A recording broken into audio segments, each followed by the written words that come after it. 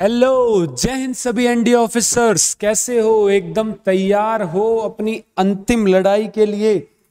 NDA में selection लेने के लिए एकदम तैयार हो आप लोग? घबराना नहीं है, अपने आप को अंडर एस्टिमेट नहीं करना है। ये नहीं सोचना कितने लोग देंगे पेपर। अरे भाई, तुम दोगे पेपर, तुम, और सिलेक्शन तुम्हारा ही होगा। बाकी लोगों से आपको क्या करना है? किसी से कंपटीशन ही नहीं है आपका। आपकी लड़ाई खुद से है, अपने जो आपके अंदर जो डर है उससे लड़ाई है। ठीक है, आपको ये आखिरी का समय जो है वो बेकार नहीं करना है। इस डर की वजह से इसका बेस्ट यूटिलाइजेशन करना है ताकि आप बेस्ट आउटपुट ले सको। ये आखिरी के 4-5 दिन जो कॉन्फिडेंट रह गया, जिसने अपना मनोबल बनाए रखा और जो मेहनत कर गया, वो पेपर जरूर निकालेगा। ये आखिरी के 4-5 दिन नहीं, आपका एक तरीके से एग्जाम शुरू हो चुका है। आपका एग्जाम ऑलरेडी चल चुका है मेरे दोस्त। सिर्फ वनडे एग्जाम नहीं है यूपीएससी आपका।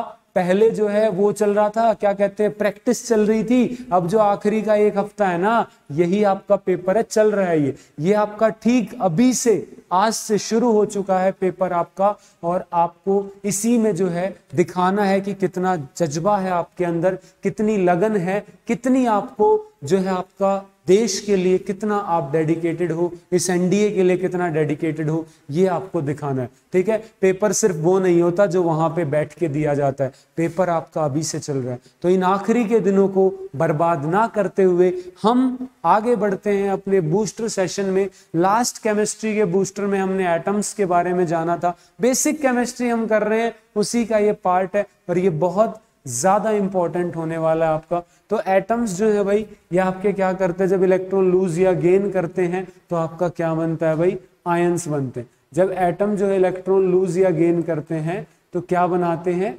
आयंस बनाते हैं। आयंस जब आपस में एक दूसरे को अट्रैक्ट करके जुड़ जाते हैं एक दूसरे से, उन्हें हम कहते हैं कंपाउंड्स। तो कंपाउंड्स होता है जिसमें एक से ज्यादा एलिमेंट अटैच है, या तो शेयरिंग ऑफ इलेक्ट्रॉन से या लूज या गेन ऑफ इलेक्ट्रॉन से। तो एक केमिकल बॉन्ड से वो अटैच है तो उसे हम कंपाउंड कहते हैं। अब बॉन्ड के बेस पे 2 टाइप के कंपाउंड हो सकते हैं, आयनिक बॉन्ड और आपका कोवेलेंट बॉन्ड। तो आयनिक बॉन्ड जिसमें लूज या गेन हो इलेक्ट्रॉन्स का, आयंस बने। कोवेलेंट जहां पे शेयरिंग हो इलेक्ट्रॉन्स की। ठीक है, जैसे एग्जांपल है NaCl, एक आयनिक कंपाउंड है क्योंकि यहाँ आयंस बनते हैं। इस पे भी क्वेश्चन जो आपका पूछा जा सकता है। और यहाँ पे आपका कार्बन हाइड्रोजन ये शेयर करते हैं, तो यहाँ पे CH4 मीथेन, ये आपका एक कोवेलेंट कंपाउंड है। कार्बन के कंपाउंड्स आपके जनरली जो है वो क्या होते हैं? कोवेलेंट कंपाउंड होते हैं। उसके अलावा कंपाउंड्स आपके सोर्स बेस्ड ऑर्गेनिक और इनऑर्गेनिक हो सकते हैं कि उनका सोर्स क्या है, नेचुरल है या आपका आर्टिफिशियल यानी नॉन लिविंग से। लिविंग से है तो ऑर्गेनिक। उसके अलावा भी एक कंडीशन है कि एटलीस्ट 1 कार्बन हाइड्रोजन बॉन्ड होना चाहिए, तो उसे हम ऑर्गेनिक कहते हैं। और अगर नॉन लिविंग से मिल रहा है और कोई कार्बन हाइड्रोजन बॉन्ड नहीं है तो उसे हम आपका इनऑर्गेनिक कहते हैं। तो यहाँ पे आपका जैसे इधर हो गया मिथेन, हो गया मिथनॉल, हो गया। इनऑर्गेनिक में NaCl, H2CO3, ये सब आपके इनऑर्गेनिक है। यूरिया जो है आपका एक ऑर्गेनिक कंपाउंड जिसे लैब में बनाया जा चुका है। ठीक है, ये कुछ एक्सेप्शंस एग्जिस्ट करते हैं। उसके बाद भाई आपका एटम्स का अगर आप मास दे लोगे तो वो होता है आपका एटॉमिक मास। लास्ट क्लास में भी बात की थी, उसी को ग्राम से रिप्लेस कर दो तो हो जाएगा ग्राम एटॉमिक मास। जैसे सोडियम का मास 23 U है, यानी U मानी यूनिफाइड मास, तो वो 23 ग्राम हो जाएगा। अब ग्राम एटॉमिक मास की खासियत क्या होती है, उससे पहले हम मॉलिक्यूलर मास की बात करेंगे। तो अगर आपके एक कंपाउंड, उसका फॉर्मूला है मॉलिक्यूलर फॉर्मूला, उसके अंदर जितने भी चीजें हैं उन सबका एटॉमिक मास जोड़ दो तो हमारे पास आता है मॉलिक्यूलर मास। जैसे NaCl है तो Na का जोड़ दो, Cl का जोड़ दो, तो ये आ गया NaCl का मॉलिक्यूलर मास। अब मॉलिक्यूलर मास में U को G से रिप्लेस कर दो तो वो बनता है आपका ग्राम मॉलिक्यूलर मास। तो एटॉमिक मास और ग्राम एटॉमिक मास और ग्राम मॉलिक्यूलर मास की खासियत क्या है? तो अगर आप किसी का भी एक वो ले लोगे, यानी किसी का ग्राम एटॉमिक मास ले लिया, तो उसके अंदर एवोगैड्रो नंबर के बराबर क्या हो जाएंगे? एटम्स हो जाएंगे। अगर आपने मॉलिक्यूलर मास है तो ग्राम मॉलिक्यूलर मास ले लिया, मान लो NaCl का ग्राम मॉलिक्यूलर मास ले लिया, तो उसके अंदर एवोगैड्रो नंबर के बराबर मॉलिक्यूल्स हो जाएंगे, तो यानी उसको कहते हैं मोलर मास। तो मोलर मास आपका होता है mass of 1 mole of a substance, और 1 मोल आपका क्या होता है? 6.022 इंटू 10 की पावर 23। इतने पार्टिकल्स आप पकड़ लो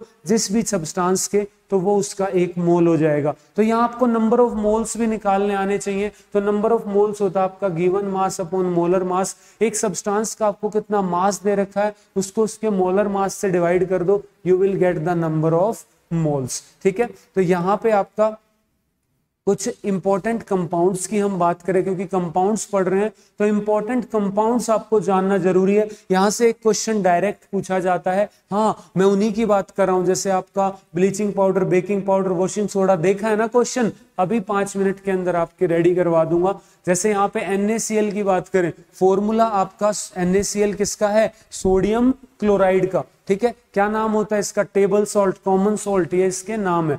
इस कैसे बनता है आपका HCl, hydrochloric acid plus sodium hydroxide से NaCl प्लस H2O बनता है आपका। ठीक है, इसका pH आपका कितना रहता है भाई, 7, pH आपका 7 रहता है। ठीक है, रियल लाइफ सोर्स इसके क्या है, सी वाटर से, इवोपोरेशन से, जैसे गांधी जी ने बनाया था दांडी मार्च के अंदर।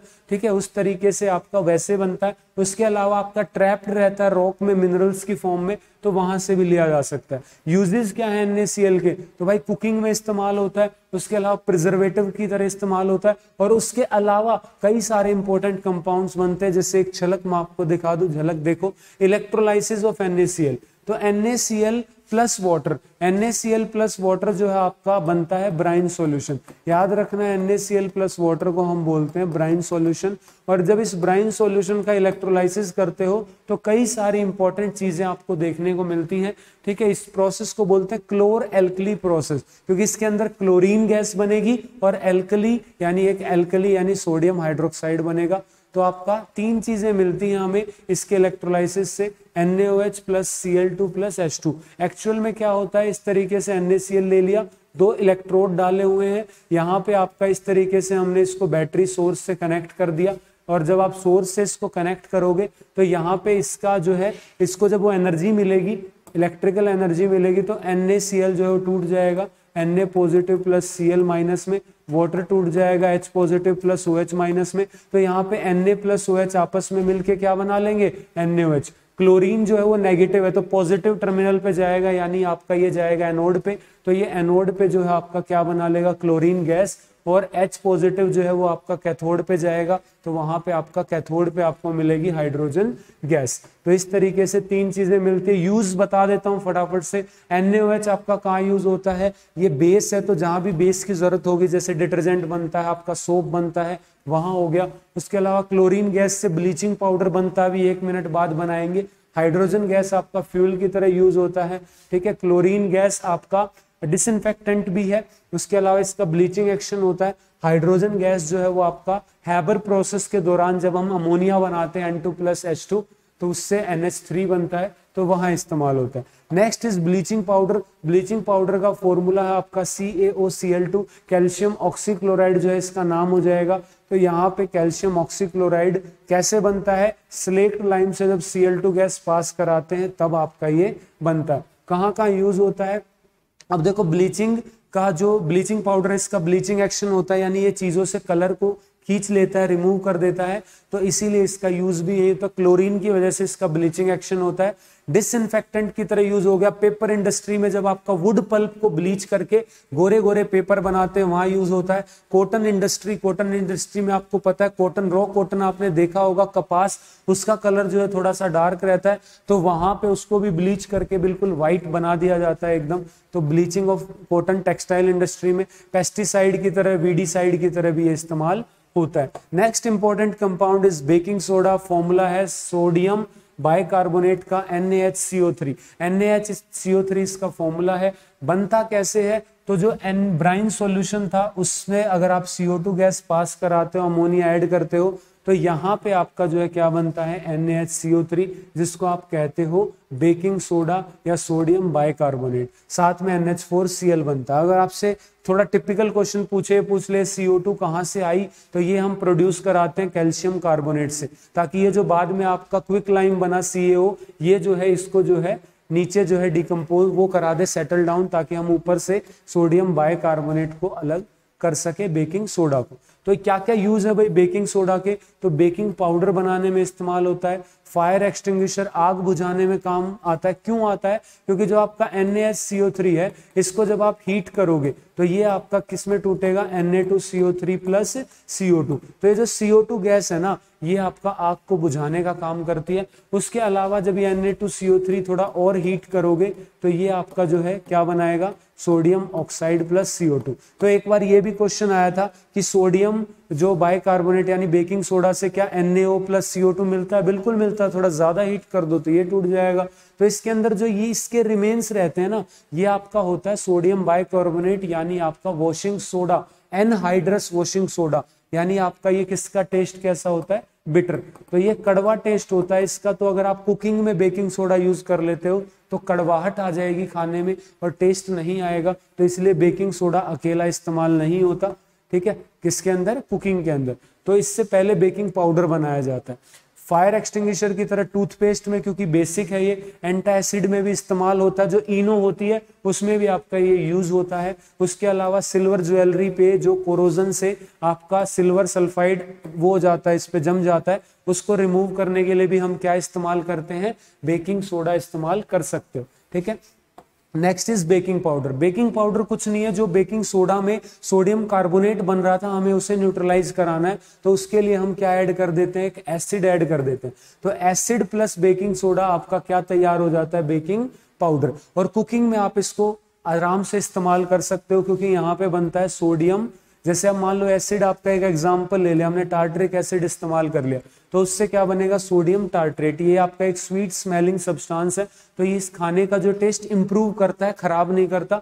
तो ये यूज हो सकता है। अब जो है आप अलग अलग तरीके से यूज कर सकते हो। मान लो आप बना बनाया बाजार से बेकिंग पाउडर ले आए, उसके अलावा आप बेकिंग सोडा डाल के नींबू निचोड़ दो, सिट्रिक एसिड है। बेकिंग सोडा डाल के सिरका डाल दो, आपका वो है एसिटिक एसिड है। उसके अलावा आप डायरेक्ट इनो इस्तेमाल कर लो क्योंकि इनो के अंदर भी क्या होता है? सोडियम बाइकार्बोनेट, बेकिंग सोडा और साथ में सिट्रिक एसिड होता है, ठीक है। तो आपका इनो भी डायरेक्ट अगर आप डाल दो, केक ब्रेड भटूरे बना रहे हो तो बिल्कुल भाई आपका जो इस्तेमाल हो सकता है। उसके बाद next is washing soda. Washing soda आपका सोडियम कार्बोनेट डेकाहाइड्रेट Na2CO3.10H2O, इसके साथ आपका 10 मॉलिक्यूल्स होते हैं क्रिस्टल में वाटर के, जिसे वाटर ऑफ क्रिस्टलाइजेशन भी बोलते हैं। ऐसे और भी कंपाउंड से वी विल डिस्कस इट। तो सोडियम कार्बोनेट डेकाहाइड्रेट जो है इसका नाम है। कैसे आपका ये बनता है? तो जो आपने याद है अभी बेकिंग सोडा को हीट किया तो क्या बनाता है? Na2CO3। इसी को एक्सट्रैक्ट कर लेते हैं। ये आपका ड्राई वॉशिंग सोडा है, इसमें फिर वाटर ऐड कर देते हैं तो ये आपका बन जाता है सोडियम आपका कार्बोनेट डेकाहाइड्रेट यानी वॉशिंग सोडा। और वॉशिंग सोडा का क्या क्या यूज है भाई? वॉशिंग पाउडर बनाने में यूज है। जो है कपड़े भी धो लेते हैं कुछ लोग, लेकिन इससे वीक हो जाते हैं कपड़े, जो है कमजोर हो जाते हैं, तो इसलिए पहले और कंपाउंड्स इसमें ऐड होते हैं जब वॉशिंग पाउडर बनता है, वो इस्तेमाल होता है। ग्लास इंडस्ट्रीज में यूज होता है।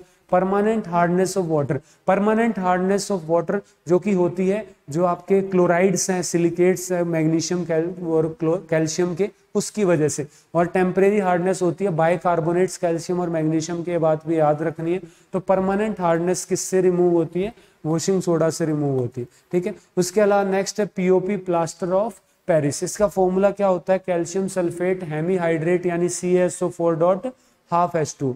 तो CaSO4.12H2 is the formula of POP। तो यहाँ पे भाई कैसे बनता है? जिप्सम नाम का आपका सबसे पहले पेरिस के अंदर मिला था ये मिनरल। इसको जब हम हीट करते हैं आपका, तो इसको हीट करने पे आपका क्या मिलता है हमें?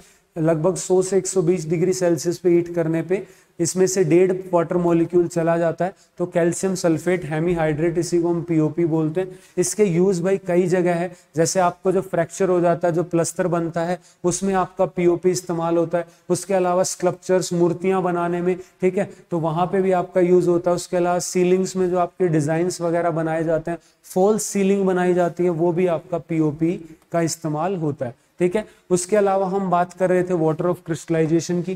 तो वाटर ऑफ क्रिस्टलाइजेशन यानी कितने वाटर मॉलिक्यूल्स एक क्रिस्टल के अंदर ट्रैप हो गए हैं कुछ क्रिस्टल्स के अंदर, तो उसे वाटर ऑफ क्रिस्टलाइजेशन कहते हैं।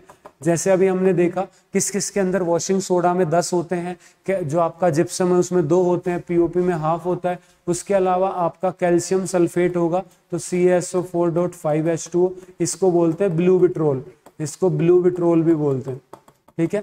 उसके अलावा भाई आपका कैल्शियम वो आयरन का होगा FeSO4 डॉट, तो 7H2 हो जाएगा आपका। इसको बोलते हैं ग्रीन विट्रोल, क्योंकि इसका कलर कैसा होता है, ग्रीन विट्रोल, ठीक है। उसके अलावा कुछ और कंपाउंड जैसे बोरेक्स है, ठीक है, तो ये फॉर्मूला होता है सिन गैस। कई बार पूछा हुआ है, 3 से 4 बार रिपीटेड क्वेश्चन है कि carbon monoxide plus hydrogen gas का कॉम्बिनेशन, उसे हम सिन गैस या फिर हम वाटर गैस बोलते हैं, ठीक है। तो ये था आपका बेसिक केमिस्ट्री में कंपाउंड्स वाला टॉपिक, और इसमें हम जो इंपॉर्टेंट कंपाउंड्स, यहां से आपका एक आधा क्वेश्चन सीधा सीधा आता है, ठीक है।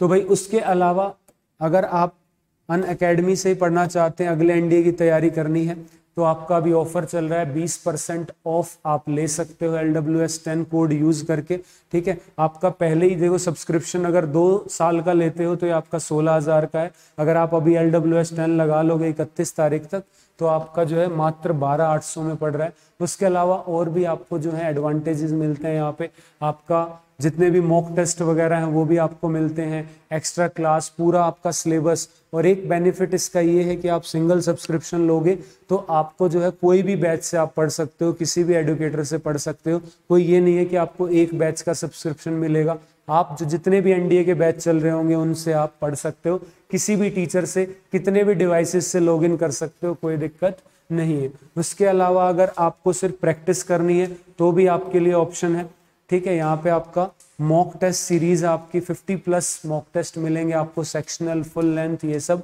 तो ये आप सिर्फ इसका भी सब्सक्रिप्शन ले सकते हो, यहाँ पे 399 या इससे भी आपको कम में मिल जाएगा LWS10 आप कोड यूज करोगे तो, ठीक है।